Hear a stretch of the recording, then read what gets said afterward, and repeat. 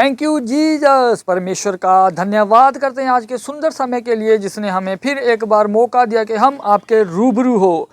हर बार कितना इस बार भी जबरदस्त वचन होने वाला है जो आप अपने मोबाइल स्क्रीन पर देख रहे हैं। तो देरी ना करते हुए चलते हैं वर्ड ऑफ गॉड की ओर। Let's go. तू सब लोगों में से अधिक ब्लेस्ड होगा, धन्य होगा। तेरे बीच में ना पुरुष ना स्त्री निर्वश होगी और तेरे पशुओं में भी कोई भी ऐसा ना होगा। यहोवा तुझ से सब प्रकार के रोग दूर करेगा और मिस्र की बुरी बुरी व्याधियां जिन्हें तू जानता है उनमें से किसी को भी तुझे लगने ना देगा, वे तेरे बैरियों को ही लगेगा। लास्ट टाइप को पढ़ेंगे। और देश देश के जितने लोगों को तेरा परमेश्वर यहोवा तेरे वश में कर देगा, उन सबों का सत्यानाश करना, उन पर तरस की दृष्टि ना करना, उनके देवतों की उपासना ना करना, नहीं तो तू फंदे में फंस। ये पुराने नियम की बात है जहां पर परमेश्वर एक शारीरिक युद्ध उनका लीड कर रहा था, क्योंकि अगर वो ना करते तो यीशु मसीह का वंश ही खत्म हो जाता, वो आ ही ना पाता। इसलिए जब प्रभु यीशु मसीह आ गए तो प्रभु यीशु मसीह ने कहा, तुमने सुना था दांत के बदले दांत, सिर के बदले सिर, प्राण के बदले प्राण, लेकिन अब मैं आ गया हूं, अब तुम्हें बदला लेने की जरूरत नहीं। अब तुम सिर के बदले सिर, दांत के बदले दांत नहीं, अब तुम वैरियों से प्रेम करोगे, अपने शत्रुओं के लिए प्रार्थना करोगे। आमीन। लेकिन इस आयतों से हमें यह बात समझ में आती है कि परमेश्वर अपनी प्रजा के लिए एक प्लान रखता था, एक योजना रखता था। और पवित्र वचन यह कहता है कि परमेश्वर एक सा रहने वाला परमेश्वर है। वो अपने मार धाड़ को उसने चेंज कर दिया, क्योंकि यीशु मसीह आ चुके थे। अब वो स्पिरिचुअल मार धाड़ में बिलीव करता है, आत्मिक युद्ध में बिलीव करता है, लेकिन उसकी योजना जो अपनी प्रजा, अपने लोगों के लिए है, वो बदली नहीं है। अगर आपने इस 15 आयत को पढ़ेंगे, उसमें आप देखेंगे परमेश्वर ने कहा कि वह तुझ में से हर प्रकार का रोग जो है वो दूर करेगा। लेकिन परमेश्वर ने एक खास अपने लोगों को तब कहा, परमेश्वर ने कहा तू दूसरे लोगों के साथ कोई भी वाचा ना बांधना, उनके देवताओं की उपासना ना करना, तू अलग रहना, उनके साथ किसी भी तरह की शादी ब्याह ना करना, अपने बेटे ना देना, उनकी बेटियां ना लेना। परमेश्वर ने कहा तू अलग टाइम में रहना, क्योंकि मैंने तुझे चुन लिया है और मेरे एक योजना है तेरी लाइफ में। मैं तुझे एक ऐसा ब्लेस करना चाहता हूं और खड़ा करना चाहता हूं ताकि एक ऐसी प्रजा मैं तैयार कर सकूं जिसे लोग देखें और कहें हां, इन पर परमेश्वर की दया है, ये परमेश्वर के लोग हैं। तो ये परमेश्वर का मकसद था। तो परमेश्वर ने कहा मैंने तुम्हें इसलिए नहीं चुना कि तुम बहुत थे, मैं तुम्हें इसलिए चुना है कि तुम बहुत थोड़े थे, और ताकि तुम ये ना कहो कि हम बहुत बड़ी प्रजा थे, हम बहुत बड़ी जाति थे, इसलिए यहोवा ने हमें चुन लिया।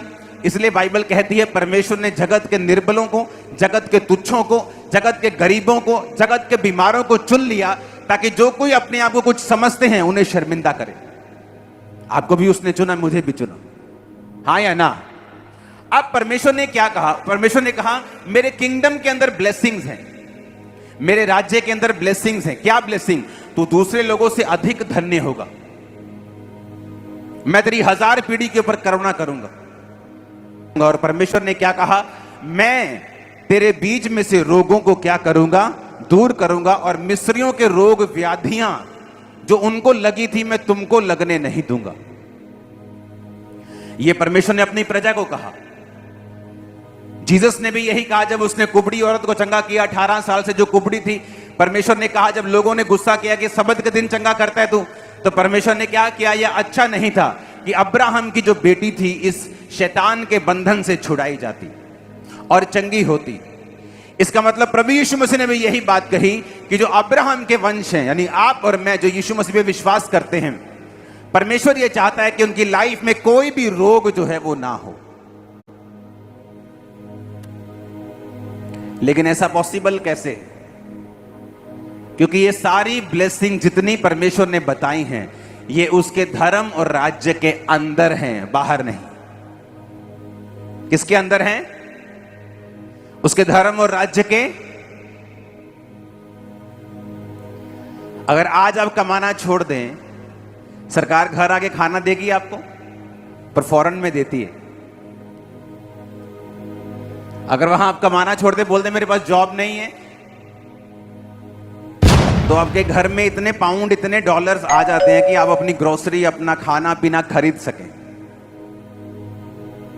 अगर आप ये कहें कि मुझे रहना यहीं है पर डॉलर्स वहां के चाहिए, हो सकता है, क्योंकि वो सुविधा सिर्फ अमेरिकन सिटीजन्स के लिए है, इंडियन सिटीजन्स के लिए नहीं है। आपको वो सुविधा मिलेगी जो यहां की सरकार ने बनाई, अगर है तो, और वहां के लोगों को वो सुविधा मिलेगी जो उनकी सरकार ने बनाई।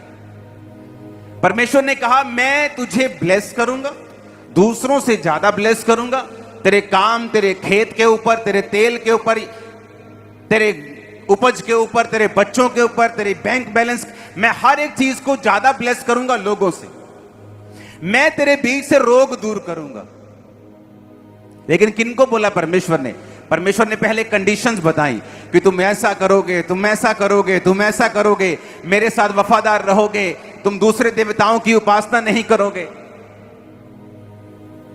आज हम 2 मिनट लगाते हैं चर्च के अलावा कहीं और जाना हो, 2 सेकंड लगते हैं। घूमने जाना है तो हम घूमने गए थे, 2 सेकंड, और आपको मालूम नहीं परमेश्वर उसको कितना सीरियसली लेता है। वो एक तरह का आत्मिक व्यभिचार है। परमेश्वर ने कहा मैं तेरे बीच से रोग जो है दूर करूंगा। रोग परमेश्वर की ओर से नहीं है।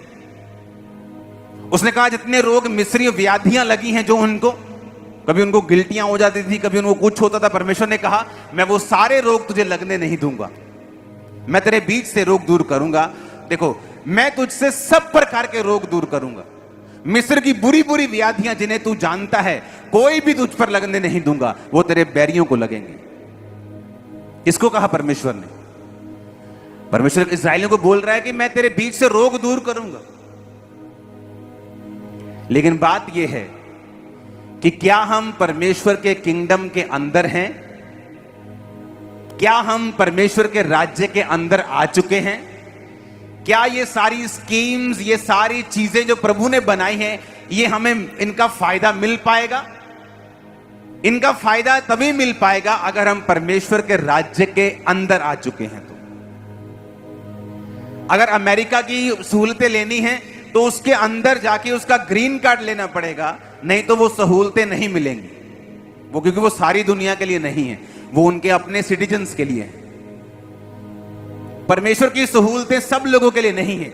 इसलिए प्रभु यीशु मसीह ने कहा था अन्य जातियां इन्हीं वस्तुओं की खोज में रहती हैं। हमें बरकत मिल जाए, हमारा घर बन जाए, मेरी बेटी की शादी हो जाए, मेरे बेटे की शादी हो जाए, अच्छी जगह पढ़ लें, हम चंगे हो जाएं, हम हील हो जाएं, मेरा घर सेट हो जाए। परमेश्वर ने कहा अन्य जाति इन्हीं वस्तुओं की खोज में रहती हैं, पर तुम्हारा स्वर्गीय पिता जानता है कि तुम्हें इन वस्तुओं की जरूरत है। पर जब तुम उसके धर्म और राज्य की खोज करोगे तो ये अपने आप तुम्हें मिल जाए, अपने आप तुम्हारा पीछा करेंगी। अगर बपतिस्मा नहीं लिया तो तुम उसके धर्म और राज्य के अंदर नहीं हो। अगर तुम अभी भी परमेश्वर के वचन के बाहर हो तो तुम उसके धर्म और राज्य के अंदर नहीं हो, क्योंकि ये कोई वो जगह नहीं है जहां आप आएंगे, जादू टोने की तरह आमीन आमीन बोलेंगे और सब कुछ ठीक हो जाएगा। ऐसा नहीं। आपको कंप्लीट क्रिश्चियनिटी को फॉलो करना पड़ेगा अगर आप कंप्लीट परमेश्वर की आशीषों को और बरकतों को अपनी लाइफ में देखना चाहते हैं। आमीन।